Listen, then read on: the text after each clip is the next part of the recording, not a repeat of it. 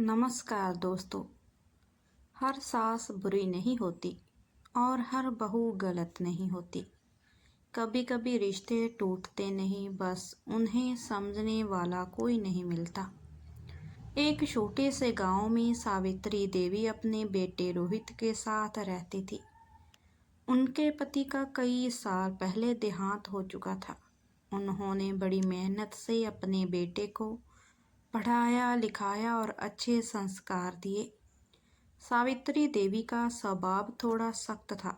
गांव में लोग उनका बहुत सम्मान करते थे, लेकिन घर में हर काम बिल्कुल उनके तरीके से होना चाहिए था। कुछ समय बाद रोहित की शादी निशा नाम की लड़की से हो गई। निशा शहर में पढ़ी लिखी थी। वह पढ़ी लिखी, समझदार और बहुत प्यारी लड़की थी। शादी के बाद जब निशा पहली बार ससुराल आई तो उसने पूरे घर को अपना घर मान लिया। वह सुबह जल्दी उठती, घर का काम करती और हर किसी का ध्यान रखती। लेकिन फिर भी सावित्री देवी हर छोटी बात में कमी निकाल देती। रोटी गोल नहीं बनी, चाय में चीनी ज़्यादा है। हमारे घर में ऐसा नहीं होता। निशा हर बार चुप रह जाती। रोहित अपनी माँ और पत्नी दोनों से बहुत प्यार करता था। मैं नहीं चाहता था कि घर में लड़ाई हो। धीरे धीरे निशा अंदर से टूटने लगी। उसे लगता था कि शायद वह कभी इस घर का हिस्सा नहीं बन पाएगी। एक दिन निशा की तबीयत खराब थी, फिर भी वह रसोई में काम कर रही थी। अचानक उसे चक्कर आया और वह नीचे गिर गई। रोहित तुरंत उसे अस्पताल लेकर गया। डॉक्टर ने कहा, इनको आराम की ज़रूरत है। यह बहुत ज़्यादा काम और तनाव ले रही हैं।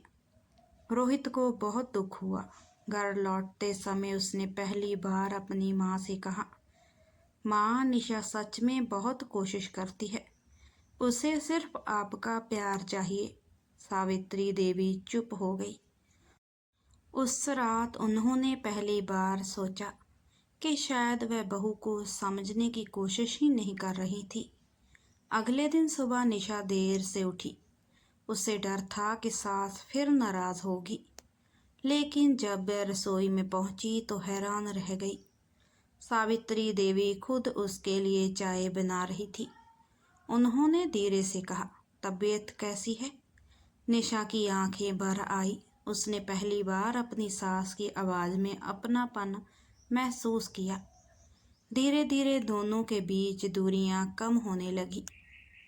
अब सावित्री देवी उसे काम सिखाते समय डांटती नहीं थी, बल्कि प्यार से समझाती थी। और निशा भी हर बार बात का ध्यान से सीखती। हर दिन गांव में महिलाओं का एक प्रोग्राम था।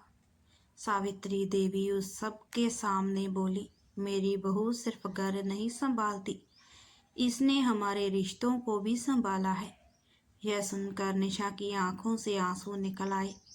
पहली बार लगा कि उसे माँ जैसा प्यार मिल गया है। कुछ महीनों बाद सावित्री देवी अचानक बीमार पड़ गई। अब निशा दिन रात उनकी सेवा करती, दवाई देना, खाना बनाना, रात को जागना। उसने कभी शिकायत नहीं की।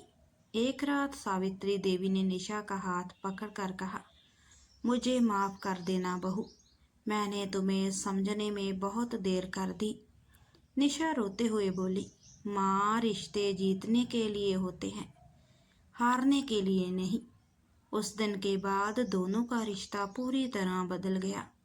अब वह सिर्फ सास बहू नहीं थी, एक दूसरे का सहारा बन चुकी थी।